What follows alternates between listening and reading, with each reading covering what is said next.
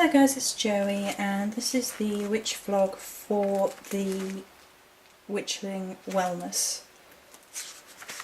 And this should have been yesterday, but I wasn't very well yesterday. I'm still not great today, still got the sore throat. These cards sometimes, I swear.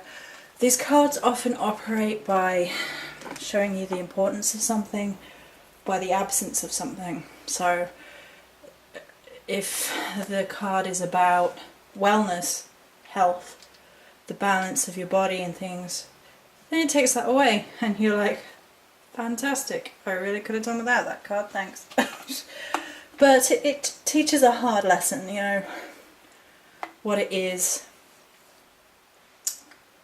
to have to take care of yourself, and that meaning on a physical level as well. And the knock-on effect that has on your spiritual self, you know, you feel down, you feel crap, you don't feel well, it has an effect. Because we manifest. So we have to be very careful when we're sick. So after this video, I'm going to be taking it easy. So the card meanings are in the other video. It's about wellness being a combination of physical, emotional and spiritual.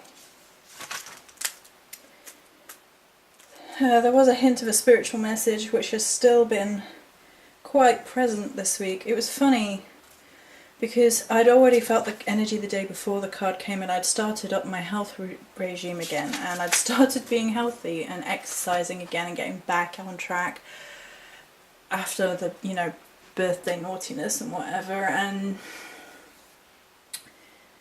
then it strikes me with Lurgy. It's my partner bringing Lurgy into the house. Okay, whoa. So at the beginning of the week it also upset my emotional balance. I started off being quite emotional at the start of the week. I'd had neck pain and migraines. I had the feeling that I needed a day to sort of purge negativity from my inner being, that it was to do with understanding that these things can be contained in our bodies and we have to sort of release that.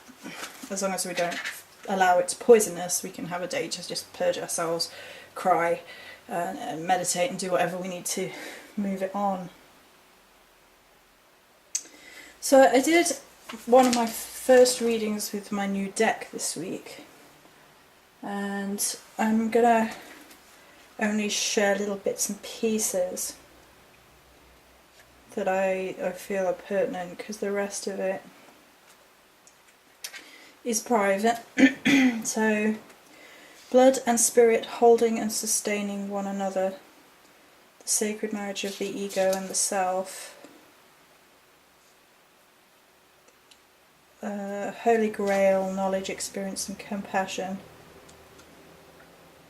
To know, act and show compassion.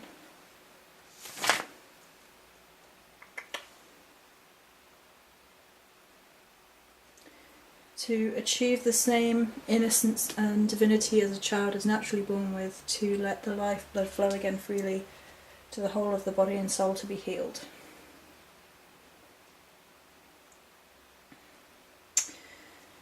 In the universe there are things that are known and things that are unknown, and in between there are doors. William Blake. Balance of the primordial, it's been very important this week. Balance of male and female, yin and yang. Duality. Perfect balance, justice, order, judgment.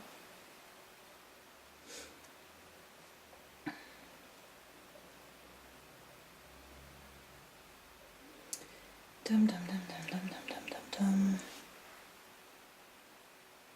Redemption from becoming locked in the prison of our bodies, then consciously waking up, lifting ourselves up, growing, evolving, becoming aware of our potential and destiny, becoming divine again. Not through the accident of our birth, but through hard work and self-reflection.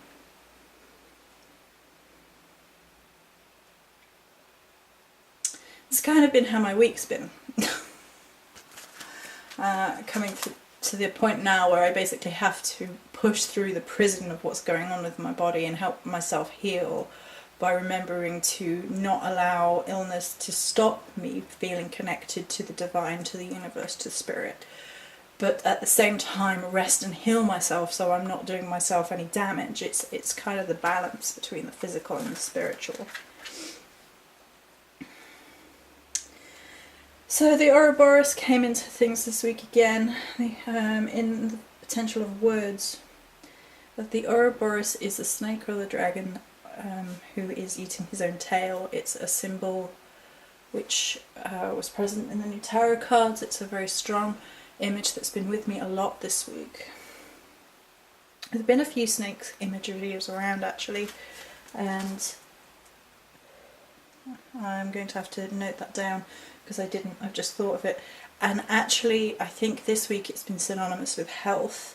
The snake around the staff is an image of the healthcare profession, and the snake is considered regenerative because of its shedding skin and regeneration process. It's only through certain paths that it becomes a symbol of something negative. And I've actually got a healing picture of Morrigan that I think I'm going to go focus on after this, with a green setup, and she's got a snake on that.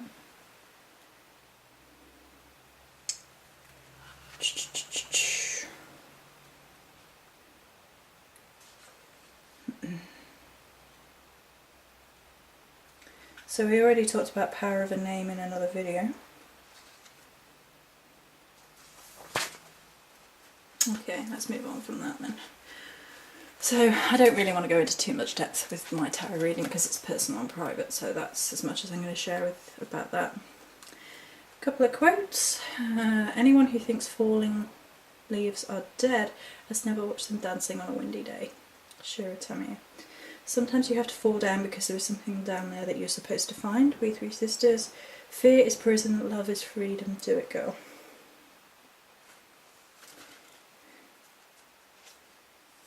I saw the following by Pablo Neruda more than once this week, and I think it's very powerful and potent. Carnal apple, woman-filled, burning moon, dark smell of seaweed, crush of mud and light. What secret knowledge is clasped between your pillars? What primal night does man touch with his senses? Love is a journey through water and stars, through suffocating air, sharp tempest of grain. Love is a war of lightning, and two bodies ruined by a single sweetness. Kiss by kiss I cover your tiny infinity, your margins, your rivers, your diminutive villages. And genital fire, transformed by delight, slips through the narrow channels of blood to precipitate a nocturnal carnation, to be and be nothing but light in the dark. It's a very sexual image, it's a primal image. For me, it's something about the primal nature of the god and goddess in ecstasy, in sexuality, coming together, and the process of creation from that. And that has been around and very present this week, that sort of primordial, that presence, that primal deity goddess energy. And it's a part of why I shared the poem, inspired words, the word of, that Morrigan spoke to me. On the trip to my sister's, saw 4 swans flying overhead, which was unusual, and a large falcon sat on a lamppost, huge, white and grey, absolutely gorgeous, as well as all the crows. Whenever I travel, there are crows follow me. So, falcon is the soul gatherer, bearer of the key to the gates of the soul, is a warrior sent in Celtic mist to lead the way along the path of spiritual warrior development. It was also misty. So, and swans overhead talks of Brigid, who is a secondary presence in my life, and 4 being balance and opening and things of that nature, as well as my birth date and things of that nature. It's about being strong, an element of travel, things like that. The old skin has to be shed before the new one can come. Joseph Campbell. Okay, and then we move into the later part of the week and my thoughts. This is a quote by me, so January 2014. The balance of not apologising for being who you are is to constantly seek to be the best version of you that you can be. You set that standard and it's your responsibility to grow. It's not an excuse to be rude and nasty to people and then shout, if you don't like me for me, there's something wrong with you. There's been a lot of imagery, a lot of statements about people need to like you for who you are. And there isn't much balance to those statements. There isn't much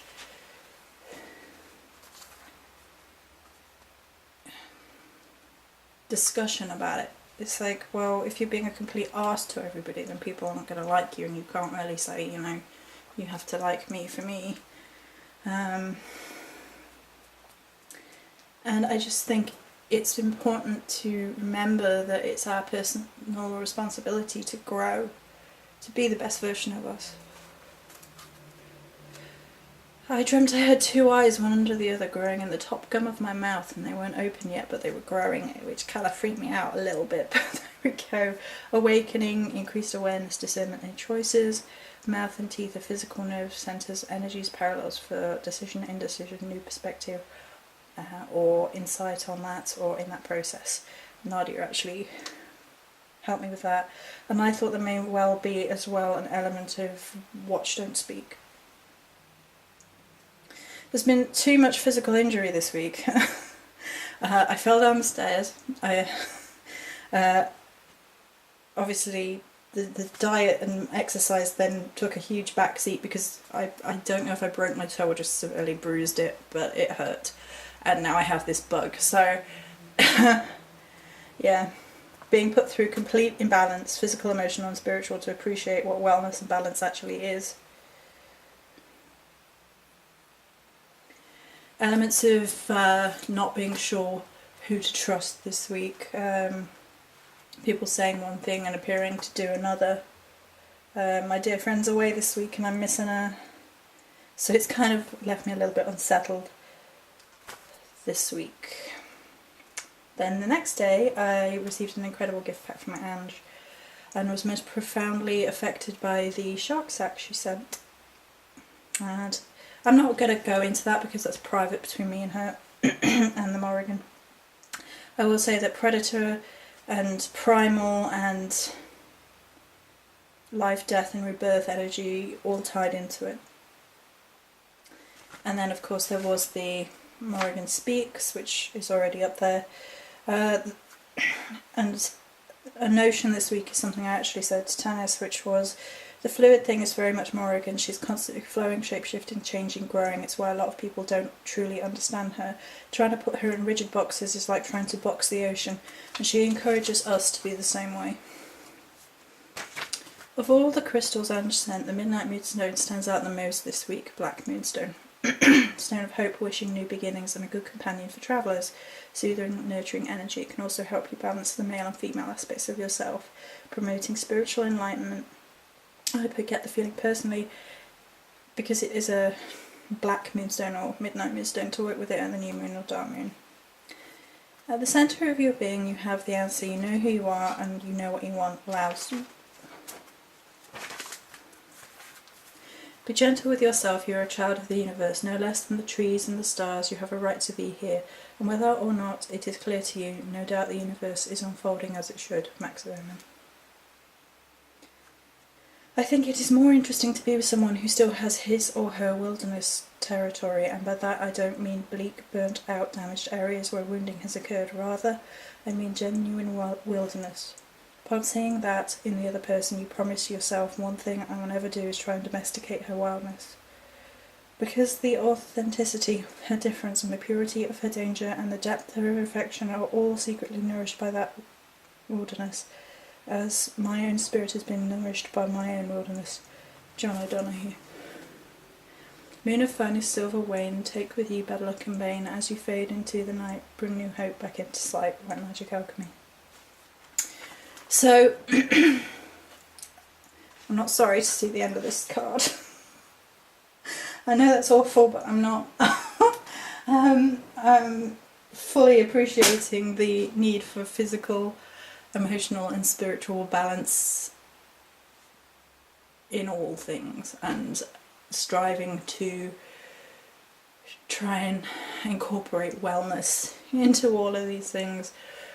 I'm not going to rabbit on like I usually do because I'm a sore throat, so woohoo! I'm going to go honey myself up my throat, you dirty bitches, and you can take my voice, but you cannot take my spirit.